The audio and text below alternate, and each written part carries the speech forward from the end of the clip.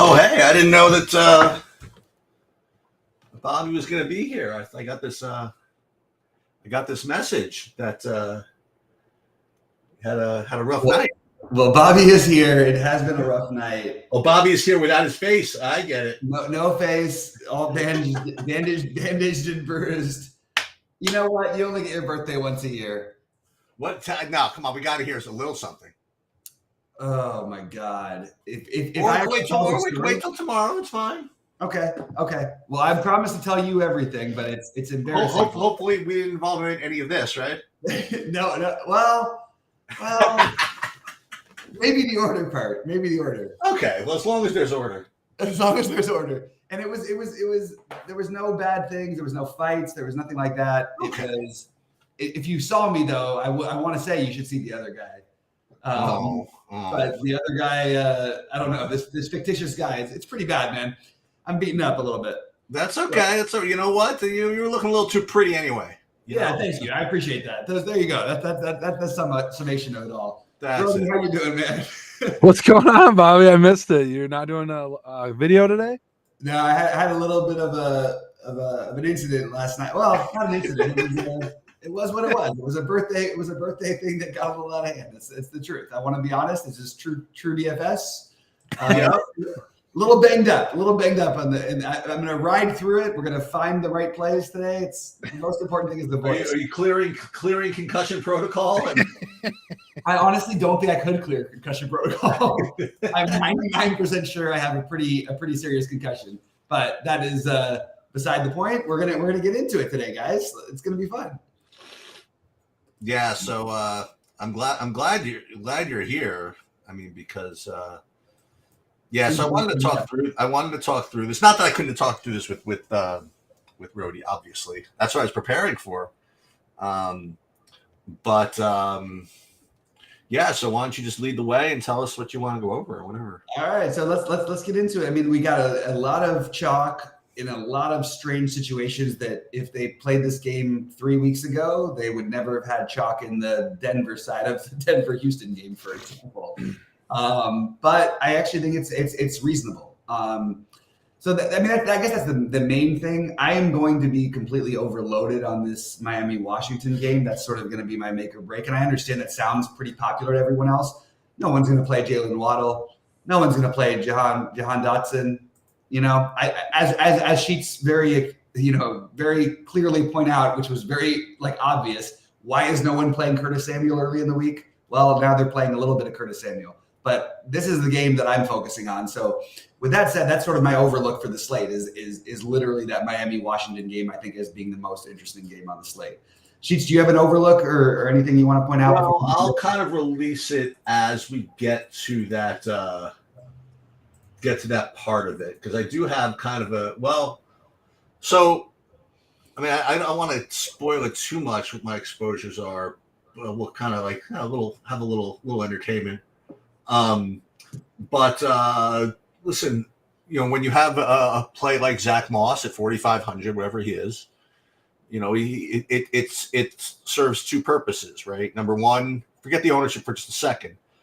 It's a good play in and of itself, and it also opens up salary, right? So if you think, for example, that Tyreek Hill is a good play, and we'll get to that in a minute, then the combination of the two of those, that's makes a lot of sense. If you just compared Zach Moss, and we'll get to running backs in a minute, but you compare Zach Moss to other running backs, I mean, he's not going to be the highest scoring running back. I mean, he could, but it's probably not going to be the highest scoring running back. Yes. I could make the case that he's not even in the top 10 scoring running backs. Yep. So if you play him, the idea of playing him is, it's an okay play. I mean, it's a good play, point per dollar, but unless you can't put, the high scoring guys in the lineup with him, then you're just, whatever, and conceptually, you think it'd be a good idea to gamble by finding a running back not to make the whole slate about 2x2, right? But to play another running back that you really think can blow Zach Moss's projection away, and pair that with like a little lower price wide receiver that maybe could outscore Tyreek Hill, like, for example, Yep. So that's like, listen, as you know, I mean, did a lot of videos recently, and I'm doing more of them. Really focused on like the Saber Sim piece, the lineup building thing. I did a whole lineup construction video just on MMA, which I thought was really cool and really well received by the people who were into that kind of stuff. And so, with that said, I mean, it's still important to go back to fundamentals and discuss how DFS works and how plays work and how ownership works and things like that. So, no, I think it's really sharp to point out. I will just say my plan as of right now, I've built 5 shell lineups. I will have 0 Zach Moss is my current plan. I do not see this as a situation you're going to win it. Like in my opinion, your best case is that he ends up squeaking in the end zone and you get like your 16 or 15 from a guy. That's my personal take. Look, I'm totally good with everybody. If you're mass multi-entering, I'm not playing a ton of lineups, but I do think Zach Moss is the definition. This is bad chalk, in my opinion. I like Zach Moss as a running back. I do not like taking running backs against Tennessee. I think it's ridiculous to take his chalk. I was going to fade Jonathan Taylor when he was going to be, and I did the same last week. I do not like these type of matchups. So I'm going to personally ignore it and see where the chips, let the chips fall where they may. Maybe I end up with 1 or 2 lineups. I don't want to like totally lie, but at the same time, right now, my plan is 0 Zach Moss. Rody, what's your approach to this type of situation? Because I think it's important. We talk about like a guy who's going to be owned by more than half the field in one of the worst matchups in football, even in look, he's getting the bulk of the carries. He's all the things we like. He can squeak in the end zone, all these things. But I am completely off of this. How are you doing? Yeah, I mean, it's definitely tough. I usually tend to take these guys and go lower owned on them as well. I mean, I'll have a few shares of them. I'm not going to completely fade the guy, but I'm trying to find ways right now to get out of the builds in my higher dollar buy-ins for him, for sure, because of that ownership will be even higher, and then maybe have him in 1 or 2 single entry type, higher dollar ones, and then kind of get off them in the other ones. So like, I'm definitely under the 50% on him for sure. I'm trying to use some of these cheap receivers we'll talk about and other plays that we get, and that we can make it cheaper. Yeah, I have as we get to quarterback or whatever. For those of you that are I don't think that many people here for the first time. If you are, Bobby and I really don't talk about the slate too much, like during the course of the week. We do like a Tuesday thing, and then we just forget about it, and then we kind of show up and give our takes and stuff like that. And I don't speak to Rody at all about this like during the week. And I'll say this, that that one of us is going to win. Yeah, and we'll get to it in a minute. Well, but by the way, I kind of agree with the thinking of like, this is not, Sheets, you know me really well. Like I'm not a big, you have to play or you have to lock in this guy kind of a guy. This does feel like that kind of a situation a little bit where I would be playing 75% or I'd be playing 0% if I was. Well, I have a very scary take, which we'll get to, I guess, a little bit later. That'll get me. That'll get me different. But we'll talk. You want to just go to quarterback and just see what's up? Let's get into it. Why don't you start it off with quarterback Sheets? Yeah. So my my top owned quarterback. Just here's a little bit of context here. I'm playing 150 in the Millie Maker, and I'm playing 1 lineup in the Spy and 1 in the Wildcat, and that's on DraftKings. I'm also going to play 1 lineup in the. I think in the early slate, just the Wildcat, and I'm going to get to that in a minute. But my highest owned quarterback in the Millie Maker is actually Brock Purdy, and then I'm pretty well spread out. I'm under actually on Tua, but I definitely have over 10% of Sam Howell. Then I have Jared Goff in that game, Russell Wilson and Derek Carr, both in that New Orleans-Detroit game. But my overall top-owned quarterback is Brock Purdy, and part of that is going to be what happens when we talk about running back and wide receiver. But that's where I am currently. Yeah, and by the way, I totally get that play. I think it's like Brock Purdy makes like a ton of sense. I don't know if I'm going maybe a little too contrarian. Personally, I don't have any. At the same time, I think that's sort of, I know Purdy is going to have some ownership, But I think that game is probably the most under-owned, and it's like you have two incredible run defenses against two great pass defense, like two pretty wobbly pass defenses with the two best teams in football probably playing today. So it's kind of interesting. Rody, what do you have today for your quarterbacks? Yeah, I was running a lot of Sims today, and I was seeing a lot of Sam Howell, Brock Purdy, those 6K guys. I'm really liking Jared Goff at his ownership today. I think he scored like 26 points last week, and he didn't really have a great game. It was a lot of garbage time and stuff like that. But I think in the dome this week, Saints defense hasn't been what it is. I really like the Lions this week. I think that's a good stack, and I like some of the cheaper options and the running back receiver we'll talk about there in that game. I do want to mention that I did put my playbook out there, and I did mention that you'll be surprised, but the Chargers actually are showing as a fast game pace this week that nobody's on. So I'm probably going to get my Chargers at low on this week, which I do like. I know the weather's bad. It's raining there. I've been watching the weather. The projections come down a little bit for Herbert and stuff, I think, because of the rain. But it was projected to be one of the fastest paced games for plays this week. I know it's kind of weird. New England's defense isn't what it used to be. People keep thinking that it is. And we know where the volume's going there. So I kind of like that stack. So yeah, those are really my main stacks.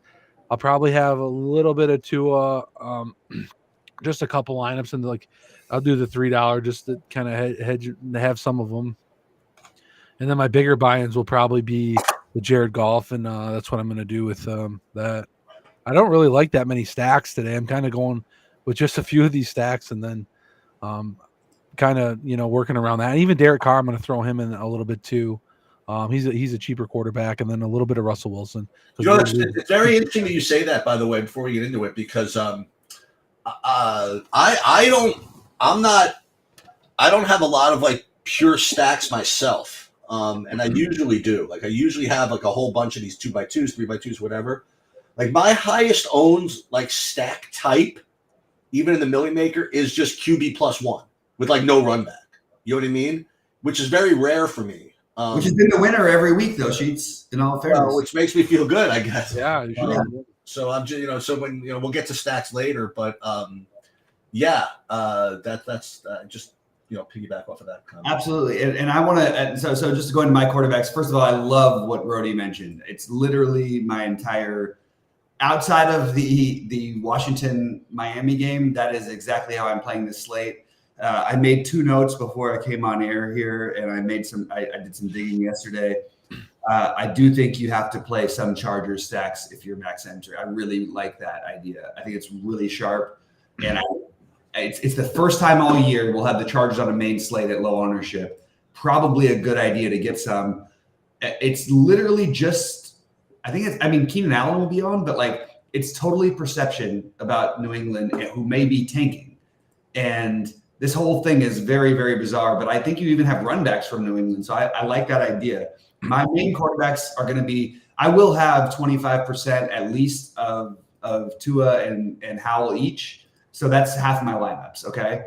They're going to be completely committed to that game. If it busts, whatever. I want to overplay that game. I want to play every piece of it.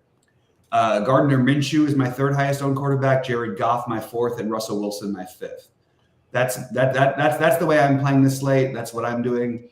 I'm not saying that it's the right thing. I'm not saying this is the best thing, but that is the way I'm going to treat this slate. And I'm playing less lineups because of a little bit of a rough birthday night. So that's what I'm doing. I love it, Rody. I thought that was really, really sharp. And we're going to get into running backs. And why don't you start us off, Rody, and then we'll go to Sheets. Before we get into that, I want to just throw in something, about the Jared Goff play. One of the reasons why I'm going to be throwing off some football stuff here for a second. I think. Oh, I love it. I'm not going to get the names right, but whatever. One of the reasons that he's projecting well, it makes sense, is Marshawn Lattimore is not playing.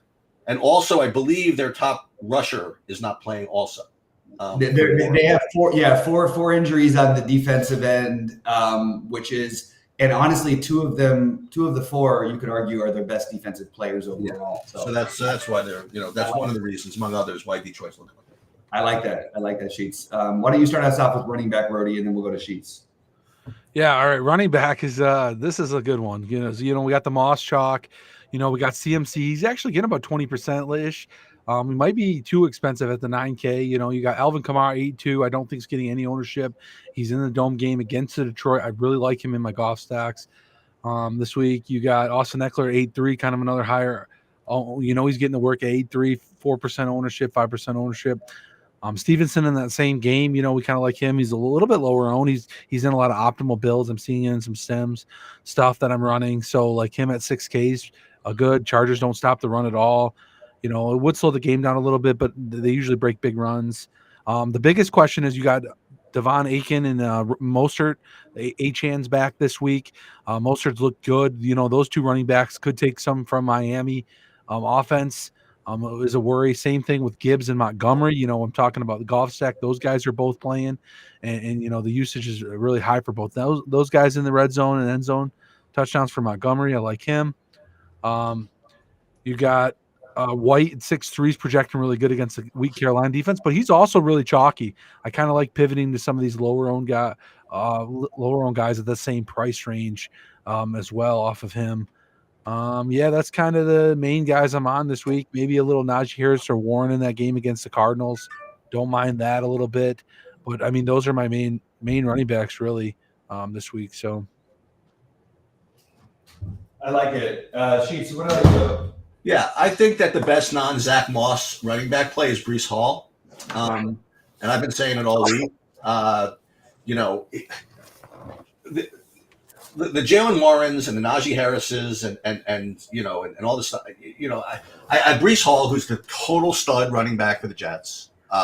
They have Tim Boyle, who's quarterback, right? And even last week against Miami, all that he was doing was either handing the ball up to Breece Hall or throwing it to Breece Hall out of the backfield.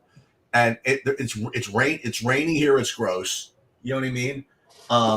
And I think he's the best non-Zach Moss play. I think he's the best of that range. I think that I was waiting for this thing to steam all week, and people are playing him. But my second favorite of the non-Zach Moss plays is expensive, but I don't see a reason why Kyren Williams is not a good play again. It's same reason he was a good play last week.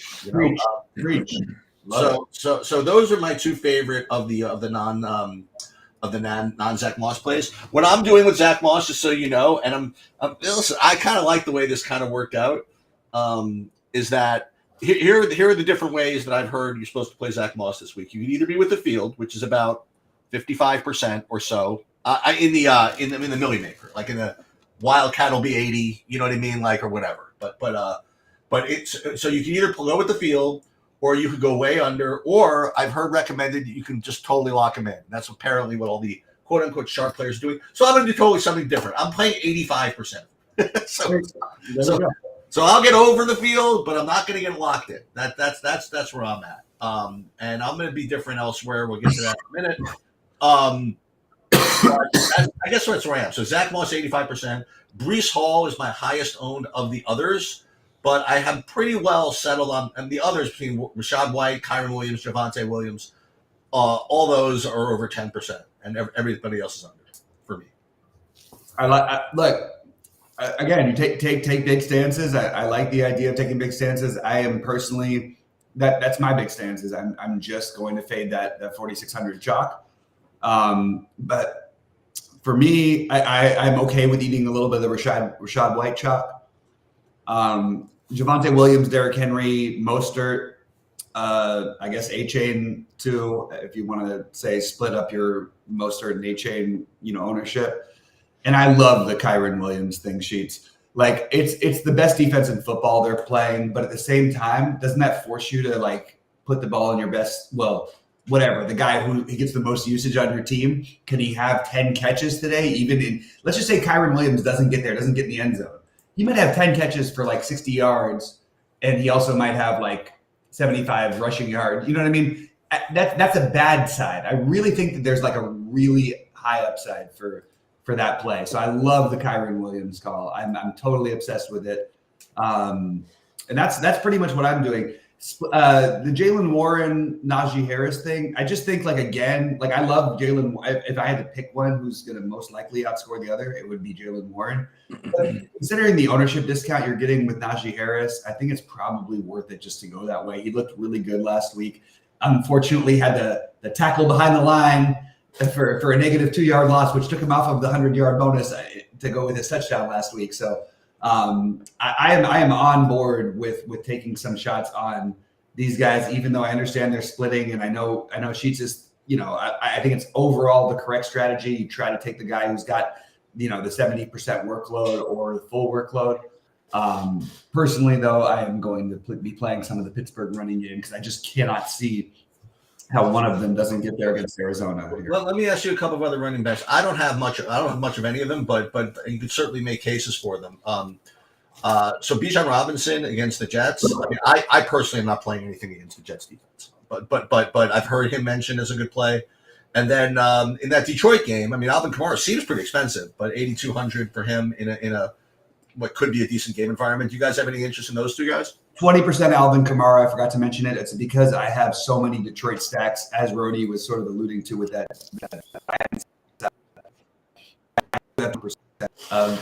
which feels kind of fishy, right? Like, why am I playing a running back who literally we have no idea what's happening inside the red zone, who's 8,200, and why am I not just paying the extra 800 to play, McCaffrey?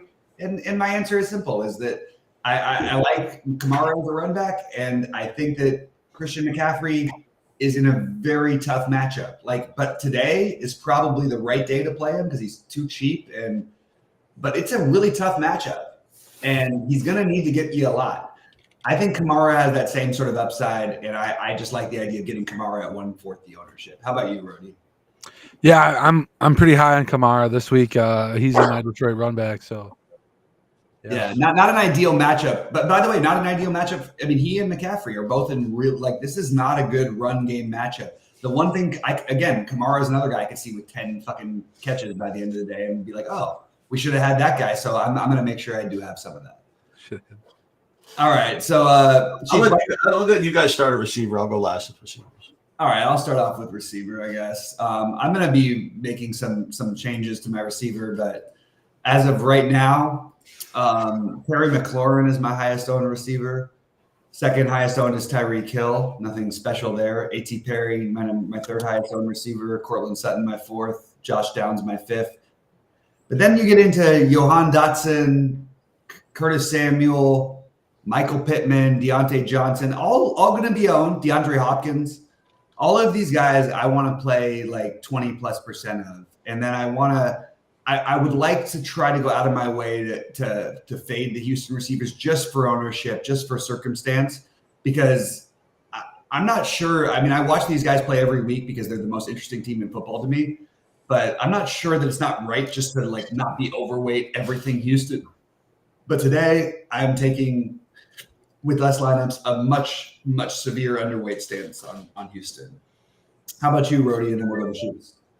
Yeah, just kind of with my stacks, I'm on, the Tyreek Hill at 96. He's very pricey.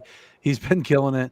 But I'm on St. Brown in the Detroit game. He gets 10 targets plus a game. He catches almost everything. Yards after catches right behind Hill and Chase this year. So he's killing it. And he just gets a lot of work. And a bad game is 9 catches and 198 yards or something. Right. So the guy's good. Keenan Allen's good. Obviously, he gets all the work too. He's 9K, so they're paying up for these guys is a lot of work this week. But some guys we can use the help. A.T. Perry in that same game, the Saints. I like him as a cheap play. He's the second receiver they got, a touchdown target every game lately. I like him. We got who's the other cheap guy? Oh, Elijah Moore in that Cleveland game and run back with Kyrene Williams. I like that little mini stack in that game. Waddle at 7.6 is more affordable than the Tyreek Hill. We're still waiting on his game. So just in my main guys in my stacks, pretty much. I don't have a lot of the Houston plays, like you said. Nico Collins probably a little bit better. Tank Dell's more expensive. I like Josh Downs at 5.1, Curtis Samuel at 4.1, getting a lot of him in that Washington stack. Yep. Dotson's 4.6 too is a cheap play to kind of work them in. Noah Brown's back this week with 4.5 in Houston. All right. Just kind of some cheaper plays you're going to need this week to fit in them in. Yeah, it's kind of what I'm going with some of these guys in my same stacks. So, I love Rody. Whatever it is, for whatever reason, we seem to have very similar builds today because we've got a lot of the same stuff going on. Which, hey, look, as Sheets says, somebody's got to win, right? Maybe it's Sheets because he's got none of the same things we got. What do you got? Well, let me. So I need a couple of minutes on this one. So I want to tell you how I kind of got to my exposures here, and I will tell you that I didn't force anything in. Okay. So first of all, just the way I was thinking about the slate, and then how I got to it. So, obviously, as I mentioned, I could allude to earlier. There were a couple of ways you could do this. So Zach Moss is obviously the cheap, running back that you could put as a free square. One of the reasons you could do that is because you get access to Tyreek Hill is just a freaking beast. I mean, 40 points a game, whatever. Every once in a while, like you said, he'll look like he's spraining his ankle, whatever it is. And you have this incredible game environment against Washington. So, and then I was like watching some content across the industry, and a lot of people I really, really trust say, you know what, maybe I shouldn't play too much Zach Moss. I'll just lock in Tyreek Hill, and then I'll just kind of get a little bit different, with running back and stuff like that. And all that made sense. And then as I was thinking about it, like even yesterday, I was saying, one thing you could do if you really wanted to get different is you put like a rule that I want max one of either like Tyreek Hill or Zach Moss. This way you don't get the Zach Moss Tyreek Hill pairing. You know what I mean? Because if you do that, then I think a lot of people are going to do that, and then you're going to have to get exact or whatever. So okay. So this morning I reran all the projections and I double checked them all and I looked in whatever, and then I just blasted them into SaberSim, and then I threw up, the Sims also, and I put min uniques. I really wanted to get, a lot of different combinations, so I put min unique 3, min unique 4 even, and then I blasted it and I ran a set of 150, and I looked at my exposures and I'm just totally chilled with it. I have 0 Tyreek Hill today. And yeah, I have 0 Tyreek Hill. I have 0 Jalen Waddle. I have 0 Tua Tagovailoa. Okay, so that's going to be my hold my nose situation. Everybody's going to be saying, listen, if Zach Moss beats me, Zach Moss beats me. As you mentioned, kind of Bobby. Listen, like if that Washington game's bust, just bust. Whatever. For me, that Washington game bust, I'm like flexing. You know what I mean? So, right.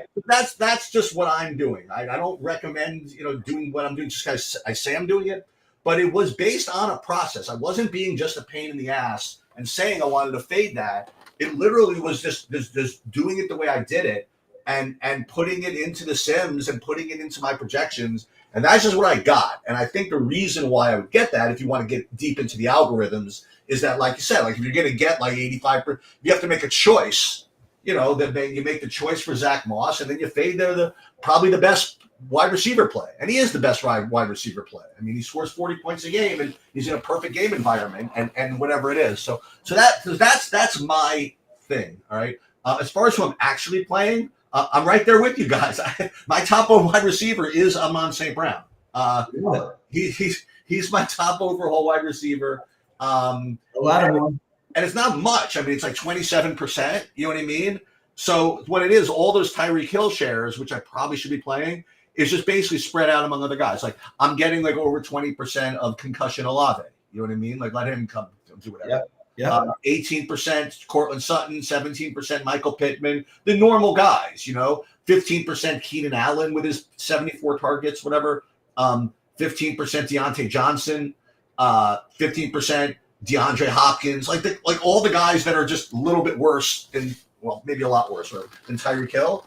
But I'll just kind of play the combination game that something like that kind of happens. AJ Brown, those types of guys. So that's my approach to wide receiver, and it was based on a very normal process. And I was kind of happy, whatever. Listen, just as long as I save some money to play the late slate, the afternoon slate, once Tyreek Hill gets his 4th touchdown, I'll be in good shape.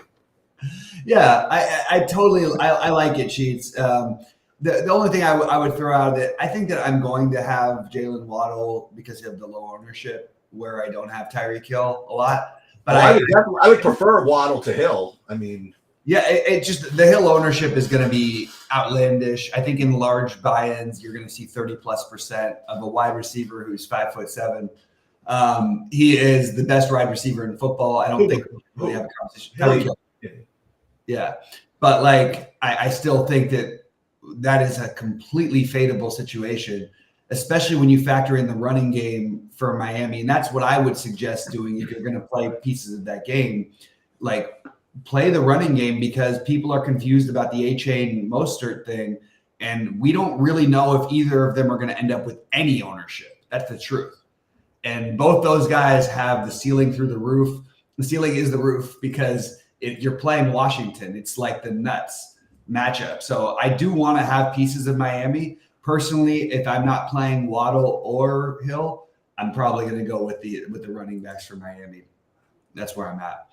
And I like K9's question here, which we didn't talk about this guy at quarterback.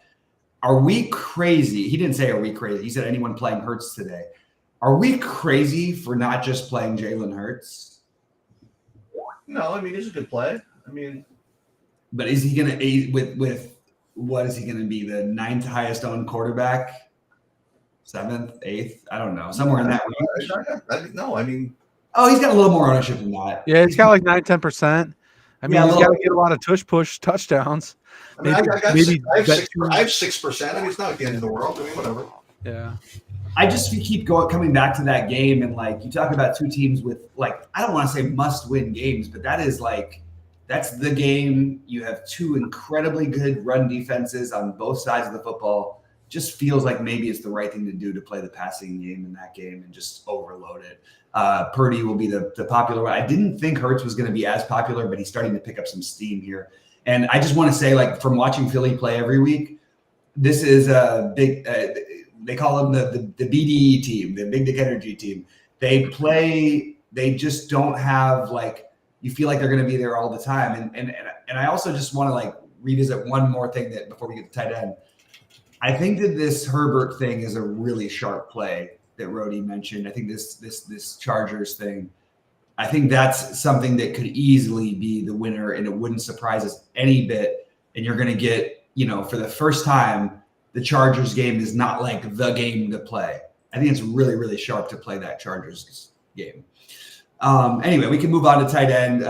She'd start us off, and then we'll go to Rody. Yeah, so there's a bit of chalk at tight end today in Brevin Jordan. What's that? Brevin Jordan? Yeah, there's a bit of chalk today at tight end in Brevin Jordan. Yeah, I mean, I'll be, I guess, with the field. I don't know what the field's going to be, but I'm going to have like 15% of that. I guess that's be below the field, actually. So I'm going to have about 15% of Brevin Jordan. But my two best favorite plays are one that you just kind of reminded me to play, and that would be David Njoku. Yeah.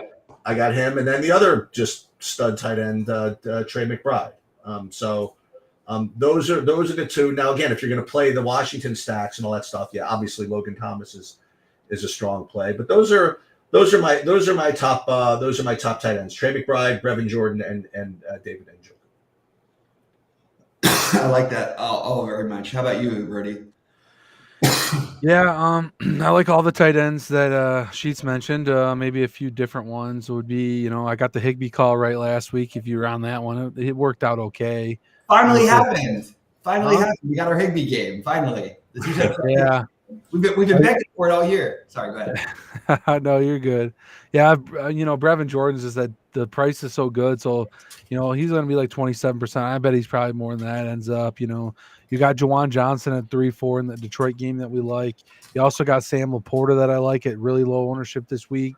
He's just got to get in the end zone again, and we're going to be fine with that. He gets a lot of targets, every game. Nobody's playing George Kittle. He does grade out really well. I guess he's about 7% owned here, but he grades out decent, but he's a little expensive, 6.2. But I mean, he's an option in that game if you want to get a little exposure to that 49ers Eagles game a little bit.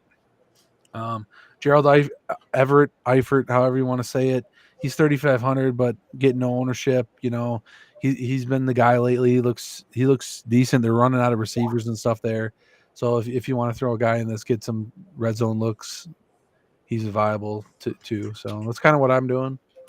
this week. I like that. It's going to be very off the board because people are so confused by the Parham everything. So I kind of like that idea. Well, I'm kind of concerned. What do you mean? However you pronounce? How else would you pronounce Everett? I'm like trying to look at this. Well, I say Eifert Everett. I don't know how I screw it up all the time. How can you say that when it's Eifert? I mean, there's a different player named Eifert, but Yeah, I always screw it up. I don't know. I personally just. I mean, I've screwed up a lot, like a lot easier ones than that. But Gerald Everett, Everett.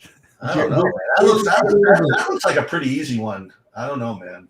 So yeah, so the key is plug in Eifert into your lineups. I mean, a Conquo. I mean, listen. You tell me you can't get a Conquo right. A Conquo, so you can't even do it. You can't get a Conquo right. Yeah. I'll live with that. But to say that you can't look at Everett and get the, Everett. you know what, you're right, Bobby. Like Tyler Eifert is like certainly a lock now. It's a lock now, right? Like we just made You it gotta happen. play Tyler Eifert. Is he even in the league? He's not in the league. Probably not. You know what? Even if he's not in the league, I think You got to play him anyway. Yeah, it doesn't matter. maybe That's probably why I kept We're gonna lock him in even if doesn't have a salary.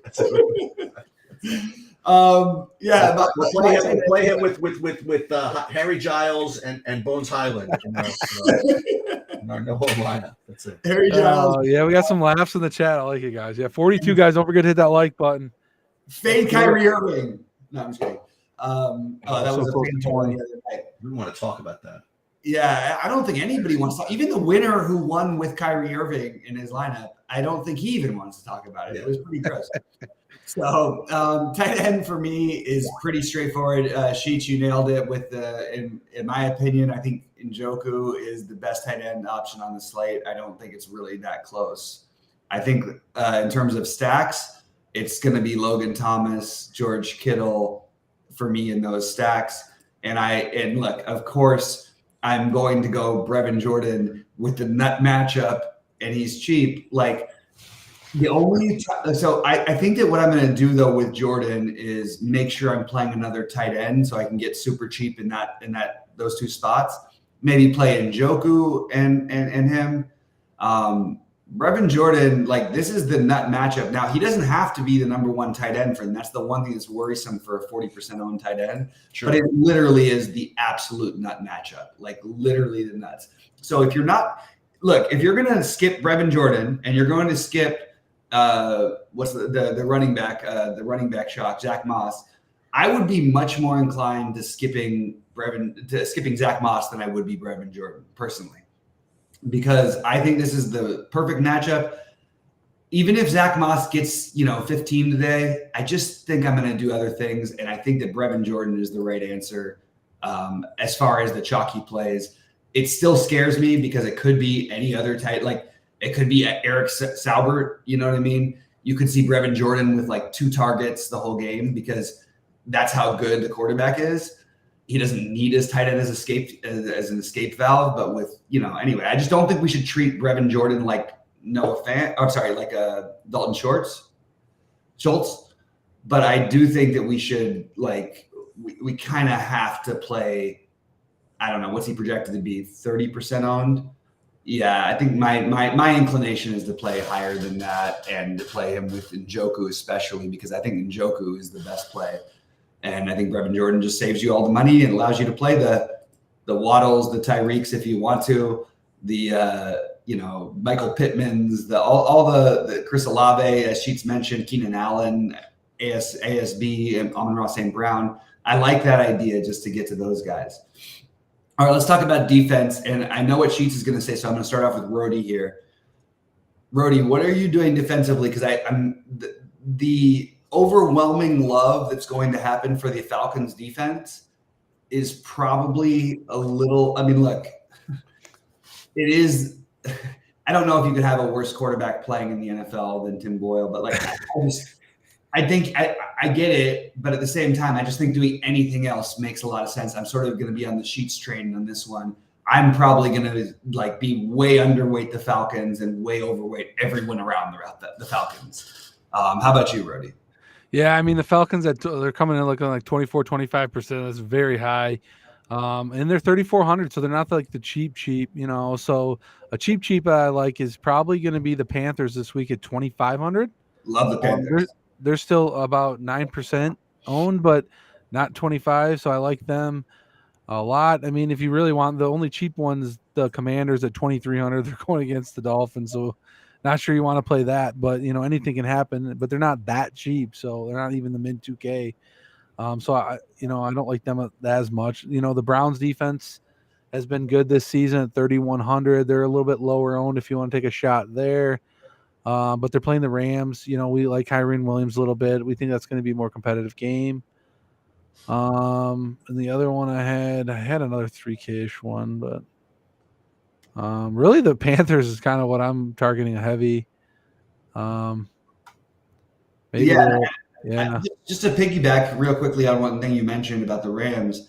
So Cleveland is the best defense in history of football to ever be 3,100, in my opinion. I have some for sure too. Yeah, they are the best defense you'll ever see at this price. And I was saying right now, as a Rams fan, Matt Stafford is one play away, just one hard tackle from being out the rest of the year. The thing is, McVay is, in my opinion, the best offensive coach in football, and he'll find ways to do something maybe. But I love the idea of taking just Cleveland and just being way overweight that versus the Falcons and all that. Sheets, where are you at defenses? More than 1%. I think the Falcons is a terrible play. I agree with you 100%. I'm going to get some of them just because of the way the whatever, but I'm limiting them to 15%. I'd probably be less, but it's 3,400 against a team that's not going to take any chances. You know what I mean? Like I'm a hell of a lot more interest in the Dolphins, if you want to know the truth. Love it. Yeah, so they're expensive, a little tough to play, but they're going to get plenty of opportunities to score. So I like them. I like the Bucks. They're like 10%. If 10% of them. Steelers always are good for, but so far all these are like expensive defenses for guys. As opposed to guys we're used to playing. The Panthers are going to be, I think, the I want to say hipster play, but the kind of the sharp big buy-in play, to save money. But I don't know if you need to save money today. I guess that's why all these other defenses are looking good. You know what I mean? Because with Moss or whatever it is, and Brevin Jordan, and all these kind of like good low risk contest cheapos, you could play the higher price defenses. That's why people are going to play the Falcons, I guess. But Panthers over 10%. I have Colts almost 10% for whatever that's worth. But I don't know if I'm only getting that because it correlates with Moss. You know what I mean? I don't know. But for me, I think the Dolphins are certainly good for a 2 today, and they also could be good for a 32. With just Sam Howell just throws the ball more than everybody else. And he gets more sacks than everybody else. He drops back more than everybody else. And that's so there's plenty of opportunity for variance. And that's you get an automatic 5 for 5 sacks that Sam Howell's getting today. Yeah. So defense.